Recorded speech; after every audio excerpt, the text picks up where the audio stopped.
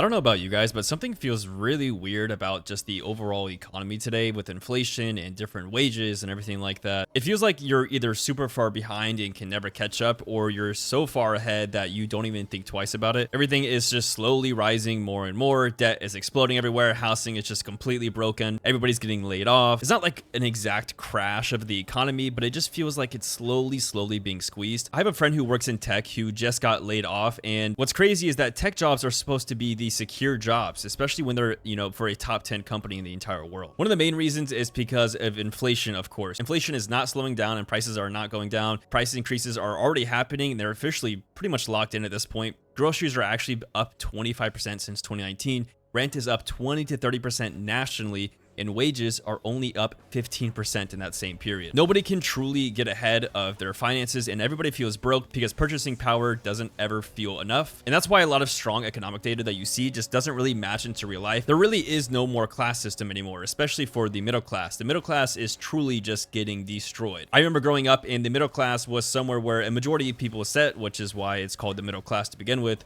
But the average middle-class American can't even afford a median home right now. For example, mortgage payments are 2.5 times higher than the exact same house you could get back in 2019. Now you even have higher interest rates, higher prices, and the affordability collapse is just on the brink of happening. The average 30-year mortgage is around 6 to 7%. That's actually insane. The average age for the first-time home buyer right now is roughly around 40 years old, and honestly, for Gen Z and millennials, owning a home is just not really a thing. I don't know about you guys. I'm 28 years old, and even though I could afford to buy a house right now, truly, I just don't want to. Not only do you have the interest, but also you have the maintenance, and then you have the lawn care, and you have everything else added up. And yes, you are getting equity in comparison to, maybe renting something. The math just isn't mathing anymore. And truthfully, I would rather take all of the money I would put into a home and just put it into the stock market at this point, or really anything else that could grow money over time. And that's just my situation. For people who are in the quote unquote middle class or even lower class, it can take years to have any type of good income to get qualified for a house or even make a down payment on something. And even if you are slowly starting to save, one mishap or one unfortunate event can completely ruin that plan. A lot of people are going into debt. Debt is absolutely exploding everywhere right now. The total household debt combined is over 17.5 trillion. Everybody's credit card balances are at an all-time high, which is honestly just so bad.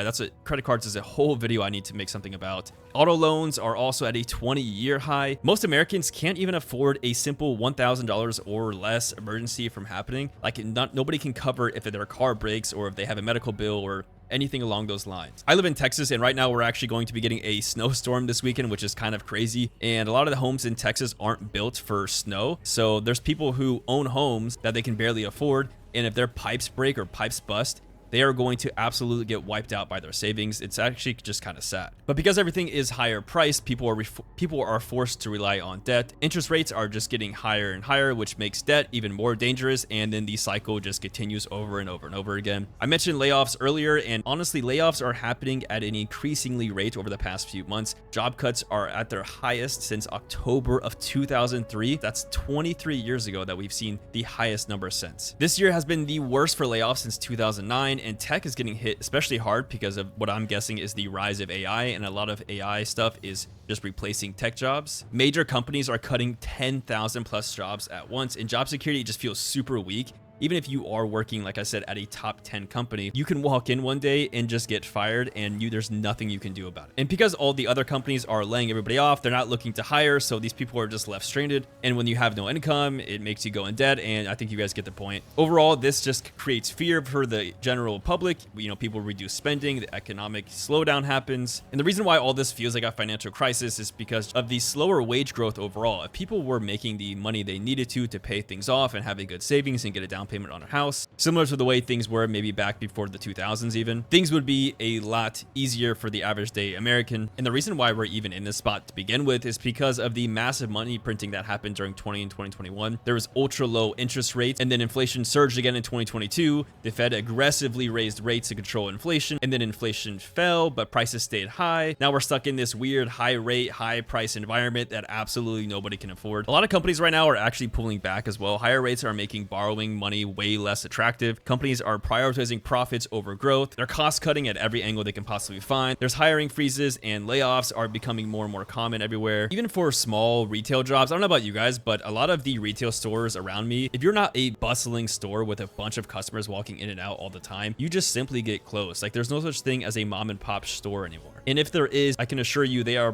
probably barely surviving, depending on the area. Touching back on the housing market just a little bit, it is also in this weird spot right now. A lot of homeowners are locked into these 2 to 3% mortgage rates that they don't want to sell. I mean, who can blame them? If they were to rebuy a house after selling, then they're going to get stuck into even higher rates. There's also an inventory problem where low inventory is keeping prices elevated and builders just simply aren't adding enough supply. Buyers can't afford anything, sellers aren't going to sell anything, and we just reached this weird stalemate, leaving first-time buyers getting squeezed out the hardest because, of course, they don't even have a home to begin with. Also, the government is in debt, which is making things even harder. They are over $34 trillion in debt. Interest alone on that cost $1 trillion per year. The interest is even just exceeding our military spending. Pretty much any option the government can make to fix this just hurts the everyday American. It feels like every week people are complaining about the economy, but you can't even blame them because the things that the government needs to do to fix the issues just hurts them even more. And once again, we are in this endless loop of the economy getting worse and worse. It doesn't even matter what side of the political spectrum you support. Nobody really trusts politicians fully. Everybody's just bought out nowadays. And when the American public has no confidence in their politicians or the economy overall,